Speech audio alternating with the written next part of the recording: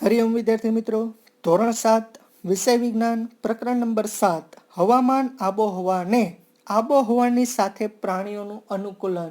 હવે વિદ્યાર્થી મિત્રો, હવામાન એટલે વેધર, આબોહવા એટલે ક્લાઇમેટ અને આબોહવાની સાથે પ્રાણીઓનું અનુકૂલન એટલે એડેપ્ટેશન્સ ઓફ એનિમલ્સ ટુ ક્લાઇમેટ. વિદ્યાર્થી મિત્રો, એડેપ્ટેશન્સ એટલે અનુકૂલન, એનિમલ્સ એટલે પ્રાણીઓ અને ટુ ક્લાઇમેટ એટલે આબોહવાની સાથે. વિદ્યાર્થી મિત્રો, એટલે આખું પ્રકરણનું નામ છે weather, climate and adaptations of animals to climate. વિદ્યાર્થી મિત્રો, આ પ્રકરણ છે એ ખૂબ જ મહત્વનું છે. વિદ્યાર્થી મિત્રો, તમે તમારા રોજિંદા જીવનમાં પણ આ શબ્દથી પરિચિત હશો. વિદ્યાર્થી મિત્રો, હવામાન આબોહવા તમે જે ઘરમાં સમાચાર જુઓ છો અથવા તમારે જે છાપું આવે છે વિદ્યાર્થી મિત્રો, એની અંદર પણ રોજબરોજ આબોહવા અને આ હવામાન વિશેની વાત કરવામાં આવતી હોય છે. વિદ્યાર્થી મિત્રો, તો આ પ્રકરણની અંદર આપણે આ જ વિશે વાત કરવાની છે. વિદ્યાર્થી મિત્રો, હવે તમે ટેલિવિઝન છે, ટીવી છે, રેડિયો છે, દૈનિક સમાચાર પત્રો છે, એમાં દરરોજ તમે હવામાન વિશેની જાણકારી મેળવતા હોય છો. વિદ્યાર્થી મિત્રો, હવામાનના અહેવાલમાં તમે છેલ્લા 24 કલાકનું તાપમાન, ભેજનું પ્રમાણ અને વરસાદ પડ્યો હોય તે વિશેની માહિતી આપવામાં આવતી હોય છે. વિદ્યાર્થી મિત્રો, તમે જો હવામાનનો કોઈ અહેવાલ જોશો વિદ્યાર્થી મિત્રો, તો એ અહેવાલમાં તમે જે છેલ્લા 24 કલાકનું તાપમાન જે છે જે તે વિસ્તારનું, તેમજ ભેજનું પ્રમાણ છે, ક્યાં કેટલો વરસાદ પડેલો છે, તેના વિશેની એમાં માહિતી આપવામાં આવતી હોય છે. વિદ્યાર્થી મિત્રો, આ ઉપરાંત આજનું જે દિવસનું હવામાન છે એના વિશે પણ તમને આગાહી પણ કરવામાં આવે છે. વિદ્યાર્થી મિત્રો, કે આજના દિવસમાં તમારું હવામાન કેવું રહેશે. વિદ્યાર્થી મિત્રો, એના વિશેની પણ તમને આગાહી જે છે એ કરવામાં આવતી હોય છે. દાખલા તરીકે આપણે જાણીએ છીએ વિદ્યાર્થી મિત્રો કે અત્યારે આગાહી કરવામાં આવે છે વિદ્યાર્થી મિત્રો ચોમાસાની અંદર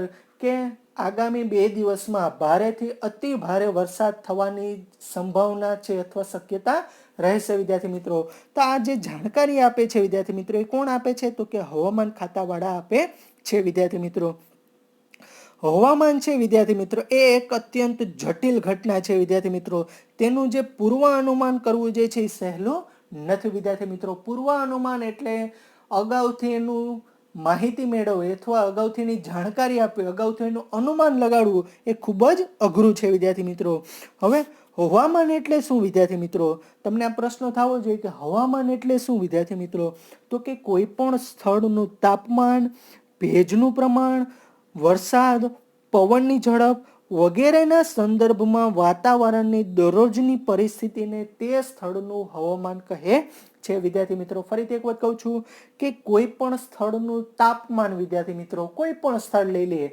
એનું તાપમાન, એ સ્થળનું ભેજનું પ્રમાણ, તેમજ એ સ્થળે પડતો વરસાદ, એ સ્થળ પર પવનની ઝડપ વગેરે બાબતો જે છે એ સંદર્ભમાં વાતાવરણની એની દરરોજની જે પરિસ્થિતિ છે એને આપણે હવામાન તરીકે ઓળખીએ છીએ. વિદ્યાર્થી મિત્રો, ફરીથી કહું છું કે કોઈ પણ સ્થળ જે છે એનું તાપમાન, એમાં રહેલ ભેજનું પ્રમાણ, એમાં પડતો વરસાદ વિદ્યાર્થી મિત્રો, એમજ તેમાં જે પવનની ઝડપ છે, આ બધા જે ફેક્ટર્સ છે વિદ્યાર્થી મિત્રો, એના સંદર્ભમાં જે વાતાવરણીય જે એની પરિસ્થિતિ છે એ પરિસ્થિતિને તે સ્થળનું શું કહેવામાં આવે છે? તો કે હવામાન કહેવામાં આવે છે. વિદ્યાર્થી મિત્રો, હવામાનના મુખ્ય ઘટકો અથવા મૂળ તત્વો ક્યાં ક્યાં છે? વિદ્યાર્થી મિત્રો, તો હમણાં જ આપણે વ્યાખ્યાની અંદર જોઈએ વિદ્યાર્થી મિત્રો કે તાપમાન છે તે સ્થળનું, તેમજ ભેજનું જે પ્રમાણ છે,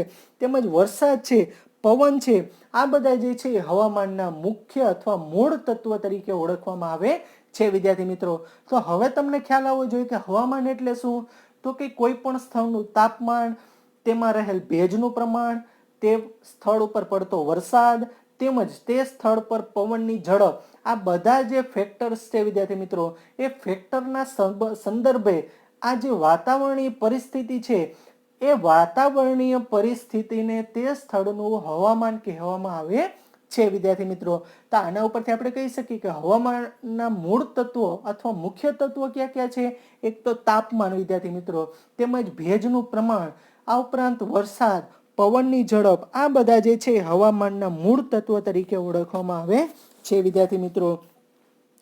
હવામાનનો અહેવાલ જે છે વિદ્યાર્થી મિત્રો એ ભારત સરકારનો હવામાન વિભાગ તૈયાર કરતો હોય છે વિદ્યાર્થી મિત્રો.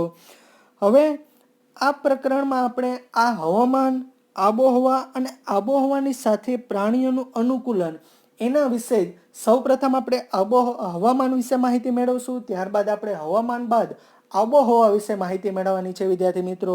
તો આ પ્રકરણ જે છે એ ઘણું મોસ્ટ આઈએમપી છે વિદ્યાર્થી મિત્રો. આજે આપણે આ પ્રકરણ વિશેની થોડી ઘણી એવી પ્રાથમિક માહિતીનો અભ્યાસ કર્યો વિદ્યાર્થી મિત્રો કે હવામાન એટલે શું વિદ્યાર્થી મિત્રો, તેમજ હવામાન પર અસર કરતા પરિબળો કયા કયા છે, તેમજ હવામાન વિભાગ શું કાર્ય કરે છે, એ કેવી રીતે કરે છે, કયા ફેક્ટરના સંદર્ભે કરે છે વિદ્યાર્થી મિત્રો, તેના વિશેની માહિતી મેળવી. તો આજે બસ આપણે અહીં સુધી રાખીએ. નેક્સ્ટ લેક્ચરમાં આપણે પ્રકરણની શરૂઆત કરીશું વિદ્યાર્થી મિત્રો. આ પ્રકરણમાં આપણે આટલા માટે આજે આપણે આ લીધું છે કારણ કે તમને ખ્યાલ આવે વિદ્યાર્થી મિત્રો કે આ પ્રકરણ જે છે શેના વિશે વાત કરવા માંગે છે વિદ્યાર્થી મિત્રો. તો હવે પછીના નેક્સ્ટ લેક્ચરમાં આપણે પ્રકરણની શરૂઆત કરીશું વિદ્યાર્થી મિત્રો. હરિઓમ વિદ્યાર્થી મિત્રો.